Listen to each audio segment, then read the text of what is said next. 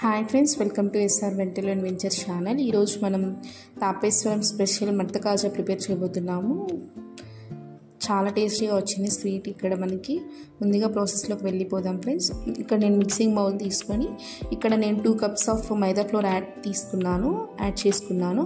అందులో 1 tablespoon చిటికెడు baking soda, చిటికెడు బేకింగ్ పౌడర్ యాడ్ చేసుకొని అలాగే కొంచెం సాల్ట్ కూడా యాడ్ చేసుకున్నాను.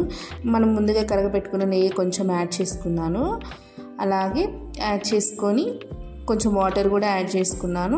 ఇక్కడ చపాతీ పిండిలాగా మనం సాఫ్ట్గా కలుపుకోవాలి ముద్ద అనేది.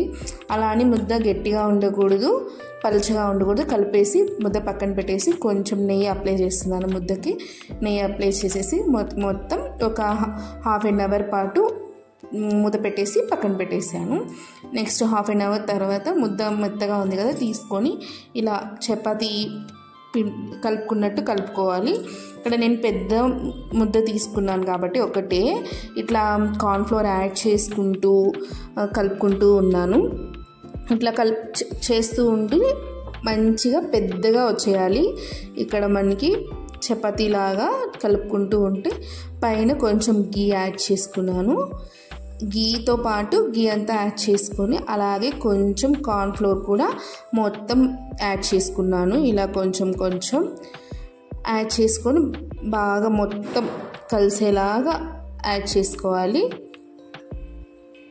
నెక్స్ట్ మనం రోల్ చేసుకోవాలి. ఇలా ఈ చపాతీ మొత్తాన్ని పెద్దగా వచ్చింది కదా, ఇక్కడ చపాతీ అనేది చిన్నగా ఇలా తిప్పుకుంటూ స్టార్టింగ్ నుంచి రోల్ చేసుకోవాలి. మొత్తాన్ని ఇట్లా అనుకుంటూ రోల్ చేసుకుంటూ వచ్చేయాలి లాస్ట్ వరకు. మొత్తం రోల్ చేసుకున్న తర్వాత ఇట్లా వస్తుంది మనకి. ఇలా వచ్చాక పీసెస్గా కట్ చేసుకోవాలి. ఈ సేమ్ క్వాంటిటీలో వచ్చేటట్టు పీసెస్ కట్ చేసుకొని పక్కన పెట్టేసుకోవాలి. కట్ చేసుకున్న పీసెస్ని ఇట్లా చపాతీ కర్రతో ఇట్లా అనుకొని పక్కన పెట్టేసుకోవాలి. అన్నీ అలాగే అనేసుకొని ఒక ప్లేట్లో తీసుకుని పక్కన పెట్టేసుకోవాలి. నెక్స్ట్ ఇక్కడ నేను పాకం కోసం ప్యాన్ పెట్టి 2 glasses ఆఫ్ షుగర్ యాడ్ చేశాను. మీరు కూడా 2 glasses ఆఫ్ షుగర్ యాడ్ చేసుకుని, ఇక్కడ నేను 2 glasses ఆఫ్ షుగర్కి 2 glasses ఆఫ్ వాటర్ యాడ్ చేశాను. వాటర్ యాడ్ చేసి బాగా పాకం చక్కెర అంతా కరిగేలాగా కలుపుకుంటూ ఉండాలి. మొత్తం చక్కెర కరిగాక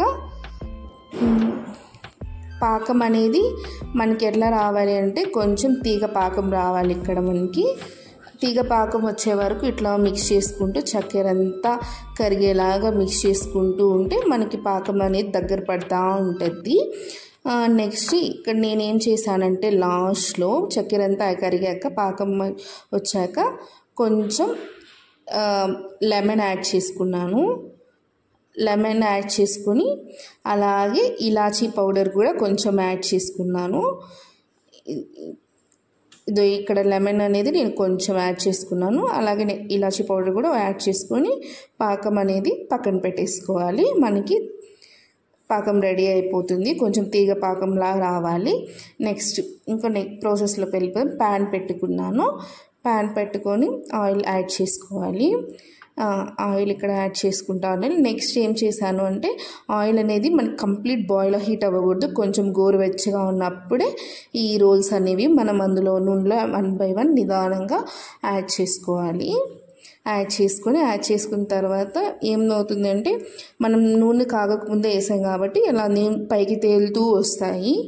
ఆ రోల్స్ అనేవి ఇలా పైకి తేలిపోతాయి. ఇలా నెక్స్ట్ మనం ఏం చేస్తూ ఉండాలంటే ఫ్లిప్ చేసుకోవాలి.